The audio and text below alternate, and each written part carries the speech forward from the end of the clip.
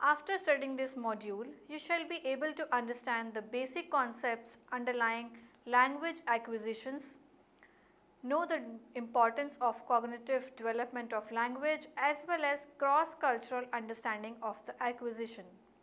Understand the basic concept of bilingualism, note the relationship between cross-cultural influences and bilingualism.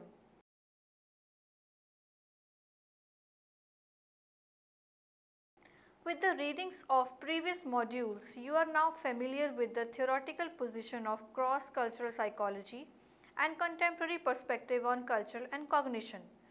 Also, we have discussed the cross-cultural influences on various cognitive processes like perception, learning and memory, intelligence and its various facets. In this module, we take the discussions on cross-cultural influences on cognition by concentrating on language acquisition. Studying language is important as language forms a powerful tool which influences the way we see. Conceptual link between language acquisition and cognitive development. Language acquisition. The APA defines language production as what people say, sign and write as well as the processes they go through to produce these messages. Language acquisition is one of the most prized human abilities. The written language is often credited with starting of civilization. Vygotsky called language as the designated form of semiotic intercession bridging the interpsychological and intrapsychological processes. Language therefore can be considered as serving dual functions. It is a tool for communication and mediates human mental action. Earliest studies on language were done in Wundtian times. The major thrust in this field was provided by a revolutionary field of grammar by Noam Chomsky. The idea of language is now being considered as a cultural trend with socially embedded communication system. This is a shift from earlier conception of language which were derived primarily from Chomsky theory of grammar as shown in the figure. Studies being done in the field of language acquisitions have shown a massive alteration. Instead of focusing on universal theories of acquisitions, the researchers are now focusing on disparities and parallels across different languages. Therefore, the focus is now on moving beyond universality of Chomsky theory towards a more empiristic view. Cognitive development. Language acquisition and cognitive development have always assumed a close relationship. It is generally believed that certain level of conceptual strategies and prerequisites are important for the development of precise linguistic skills. Researchers like Slobin have suggested certain opportunities principles which enable an uniformity while scrutinizing the linguistic inputs. The principles are crucial to understand the differences and similarities across attainment of different languages. This has been supported by the research on sentence processing. The competition model of sentence processing by Bates and McWhinney suggests that the information value of a linguistic form depends on the frequency and consistency of occurrence and weight assigned to these by the users. Research in the area of cognitive development also takes into the account the impact of the caregiver's language on the child. It is believed that the child tends to inculcate certain aspects of the mother's speech into his or her own. However, research on this particular theme has been so far from being decisively conclusive. Language acquisition and cognitive development. Three perspectives that links language acquisition and cognitive development are: first, language determine cognition development. Sapir-Whorf hypothesis proposed linguistic relativity principle.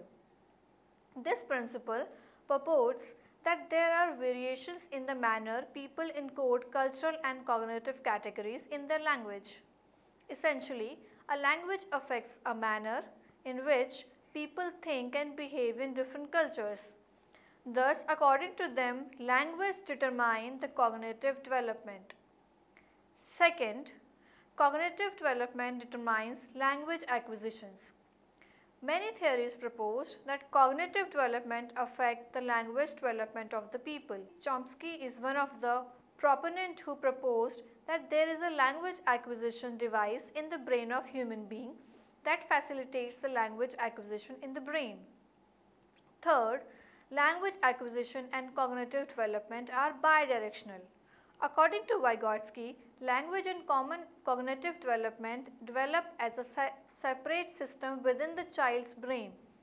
As they develop, at the age of 3 years, the two systems become interdependent and affect each other. However, though both overlap and still work as a distinct entity working independently at several times. Now, cross-cultural inferences of language acquisition and processing. The relation between language acquisition and cognitive developments has been highlighted in almost all theories of child development, including Piaget's famous developmental theory. However, this acquisition does not take place in complete isolation. Culture exerts an important influence on this aspect as well. Since cultural influence on language acquisition is immense, we will restrict ourselves to only a few topics such as language acquisition, language socialization, verbal interactions. First, language acquisition. It has been proven beyond doubt that language acquisition takes place in a social context. However, these effects not the same in every culture. Differences have been observed in the formal structure and the grammatical devices of different languages, which pose a multitude of difficulties for the child evolved. For example, English with its fairly mixed word orders contrasts sharply with languages which has a variable order necessitating the requirement of differential device for grammatical relations. Further, it has been shown that differences in different languages exist in the form of voice intensity, utterance, quality, rate of articulation, etc.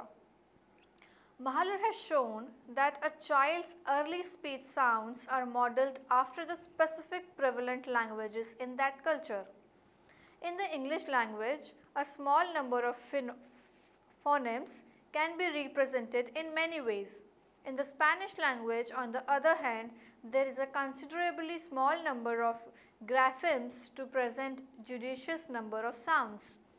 It has also been seen that children learn to discriminate between sounds of different language when they have been exposed to a plurilingual environment. At the end, it is the verbal interaction of the child with their adult environment that causes the child to develop suitable strategies for acquisition. There is an enormous evidence to support cross-cultural variation in the process and style of languages development. For example, there are two styles of composition of early vocabulary. First, referential, and second is expressive. The referential children show preference towards common nouns. These occurs when the child has more contact with the adult than the peer group. On the other hand, expressive children show predominance towards personal social words, proper nouns, action words, and routine social phrases. Acquisition of language is considered to change thought in fundamental ways, and written languages is one more important aspect. The dilemma whether written language promotes logical and abstract thinking in a way that oral language is unable to do has been pondered over by scholars like Plato and Socrates. It has been argued that disciplines like history and logic cannot be possible without written language. Most importantly, the written language has a sense of permanency to carry on certain process. Thus, language acquisition in written form serve a crucial function in our understanding of the world. Language socialization. Socialization may be defined as a lifelong process of inheriting and propagating norms, cultures, and ideologies necessary for participating in one's own society. Language socialization is thus an important aspect of adjustment to one's society. It can be defined as a process of socialization through language and socialization to use language. In order to use language in a culturally suitable manner, the child needs to integrate the knowledge acquired through social cultural ways with entrenched meaning. Competence in their social cultural purposes and interaction is achieved through social interaction. Language in such circumstances fulfill dual function, that is, acting as a transmitter of social culture knowledge as well as medium of socialization. The role of the mother in such interaction is central. The mother, through her framework of created meaning, describes the behavior of the child.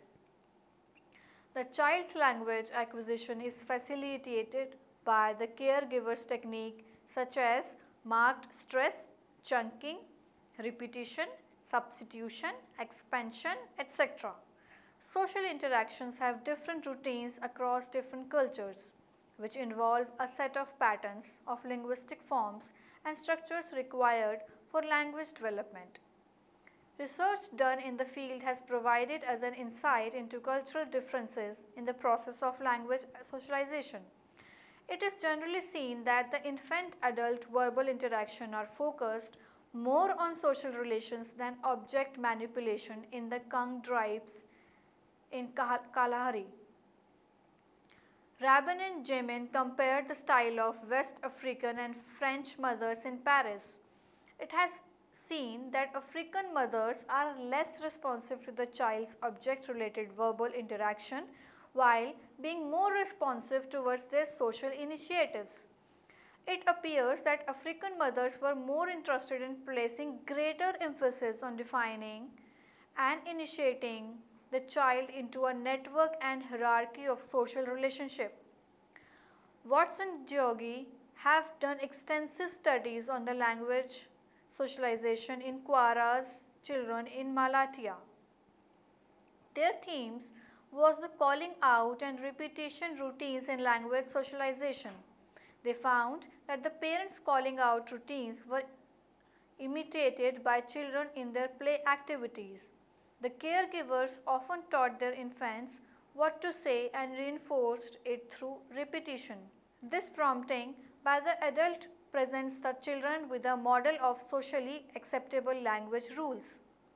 This in turn allows the child to understand the social status according to suitable use of language. Similar studies have been done for Anglo-American children, etc. All the cross-cultural studies on language socialization primarily focus on different speech acts. Some of these include shaming, teasing, and assertion. These acts are used in socially structured interactional milieu, exposure to which forms an important facet of language socialization. Verbal interaction. The earlier studies in the field of language socialization were dominated by mother-child dyad characteristics of the Euro-American culture. However, with an upcoming research, the focus is now shifting on a polydaic interaction typical of non-Western communities. It is generally the norm that the child's social interaction with caregiver will be embedded in the context of polydaic verbal exchanges. For example, the role of a grandmother and other adult in the language acquisition of joint families of India is considered important. Appropriate verbal routines are exemplified by orientation of the children towards different cultural priorities. These priorities include people or object-centered communication, status, hierarchy, etc., which presents the child with opposite exposure, practice, and purposive instructions. These exchanges have a value orientation and implications for social and communicative development. The child's functions, precedence, and stylistic penchant are a function of the interaction with mothers as well as older adults in terms of intrusiveness, conversational intent, etc. For example, African mothers tend to show more physical postural demonstration than verbal, with an emphasis on interpersonal communication rather than referential.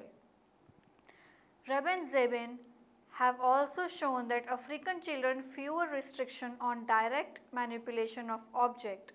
Because of this, it becomes more educative for them to verbal interactions highlighting social and interpersonal relations. Till recently, much of the research in the field of linguistics has focused on acquisition of a single language. However, changing times have focused on the importance of a very relevant concept in global time, which is bilingualism. In most non-Western societies, children are bilingual. This does not only refers to acquisition of two languages, but also to adjustment with two different cultures. Due to this importance, we devote the section of this chapter to bilingualism. Now, associative facts between bilingualism and cognitive development. Bilingualism, due to its varied nature and differential context, bilingualism does not have a single composite definition. Instead, has identified four types of definition. Definitions by concept view it as a developmental phenomena. Definitions by competence are based on the proficiency in two or more languages. Functional definitions encompasses the functions served by the language for its user, and social psychologists view in terms of identification or the individualistic attitudes toward the language. We have seen a tremendous change in the notions of bilingualism and its impact on individuals and society. This is due to the immense socio-linguistic, ethno-linguistic and psycho-linguistic work done in the field, as people speaking different languages have migrated to different countries and acculturation takes place to ensure their integration into the host culture. The perception of bilingualism has changed from simplistic sum of two or more language abilities to a more holistic system of pluralistic competencies.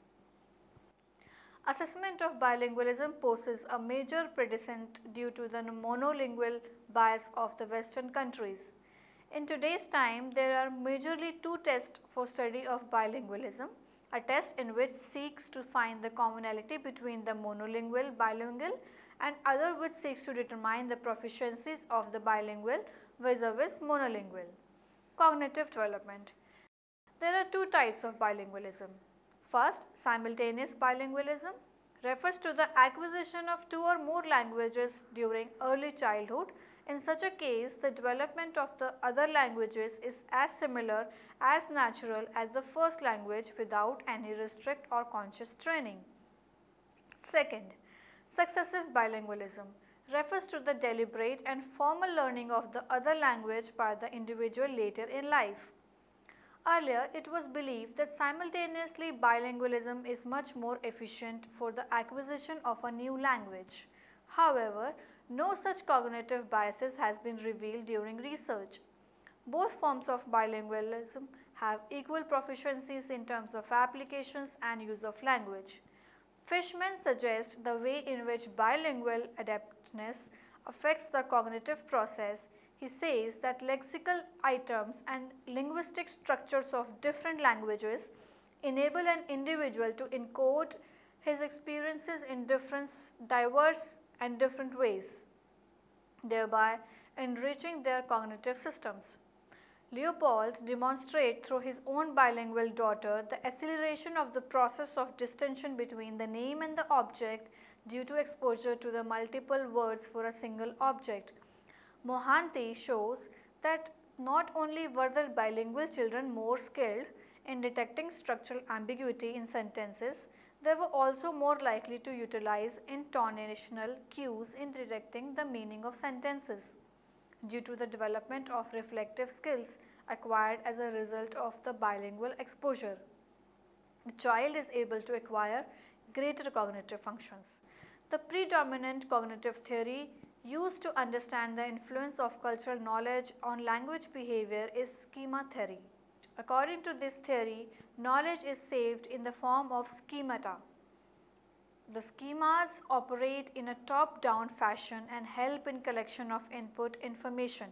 Thus, schema theory serve as an important tool in understanding the relations with personal background and language performance.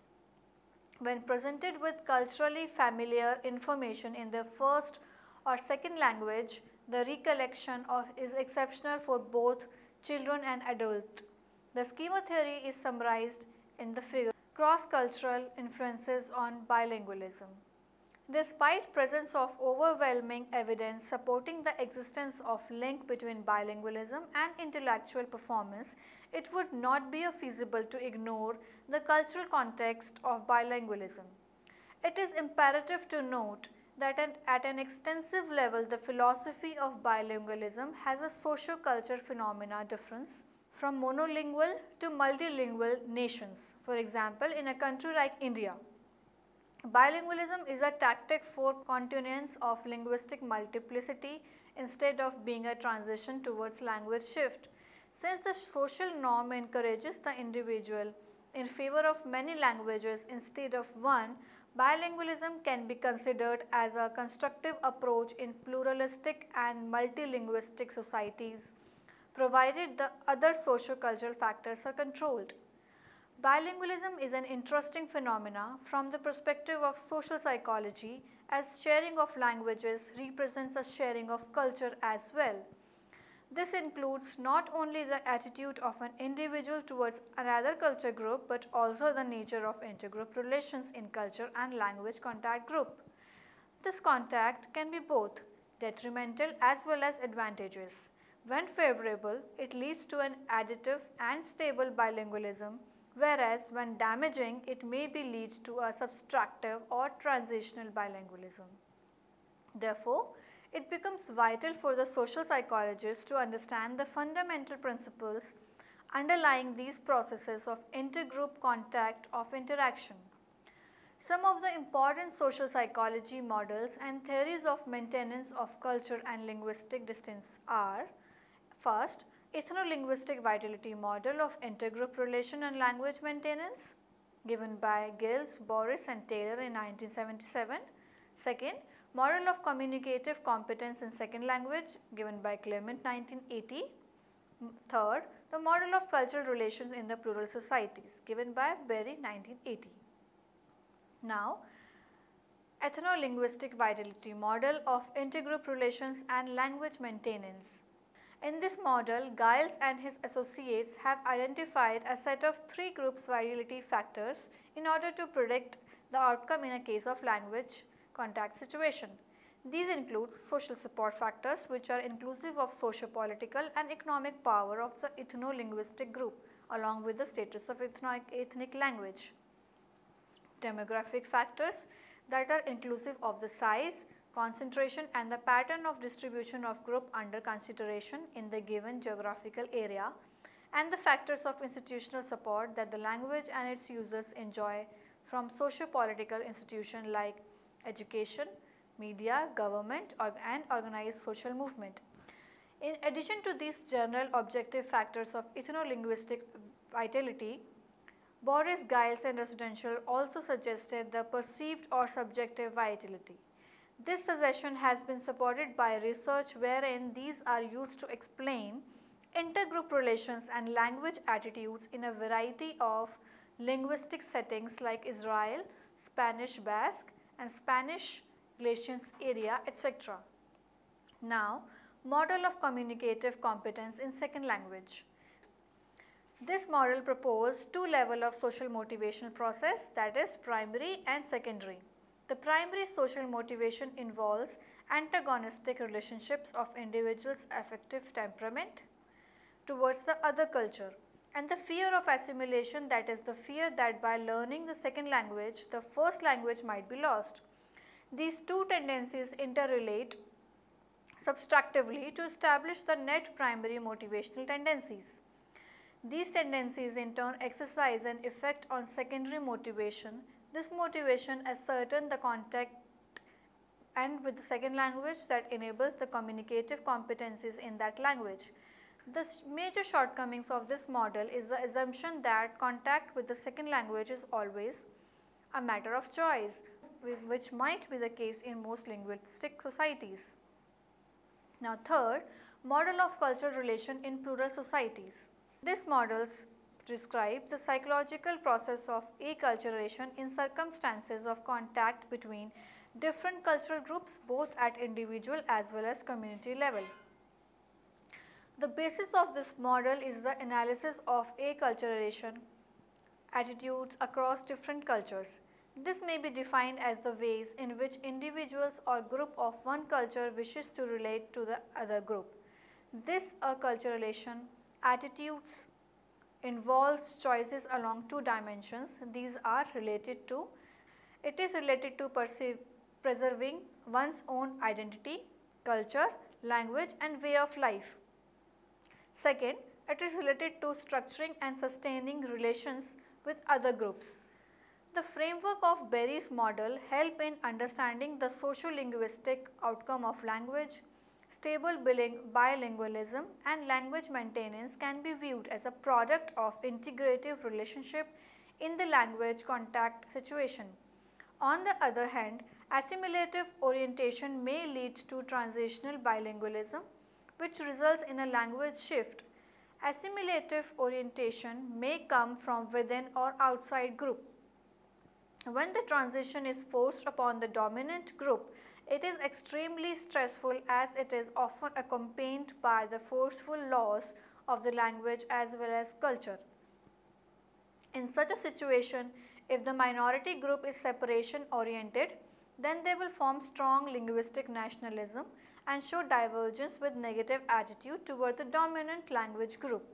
On the other hand, if the dominant group also allows the non-dominant group to retain its distinctiveness, isolation dysfunction of the minority language. Berry's model is one of the most successful used model in research of bilingualism.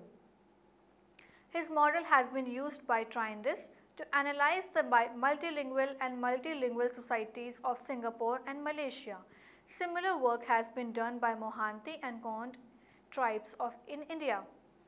Thus, we see that both the language acquisition as well as language socialization has impacted our lives along with the rising culture of bilingualism. Now, the summary of the module. Vygotsky called language as the designated form of semantic intercession, bridging the interpsychological and intrapsychological processes. Language therefore can be considered as serving dual function. It is a tool for communication and mediates human mental action. It is generally believed that certain level of conceptual strategies and prerequisites are important for the development of precise linguistic skills. Research in the area of cognitive development also takes into account the impact of caregiver's language on the child. The cross-cultural research has been generated on topics such as language acquisitions, language socialization and verbal interaction. Skuntab Gangas has identified 4 types of definitions of bilingualism. Definitions by concept view it as a developmental phenomena. Definition by competence are based on the proficiency in 2 or more languages. Functional definition encompasses the functions served by the language for its user, and social psychologist views in terms of identification or the individual's attitude toward the language. Assessment of bilingual poses a major precedence due to the monolingual bias of the Western countries.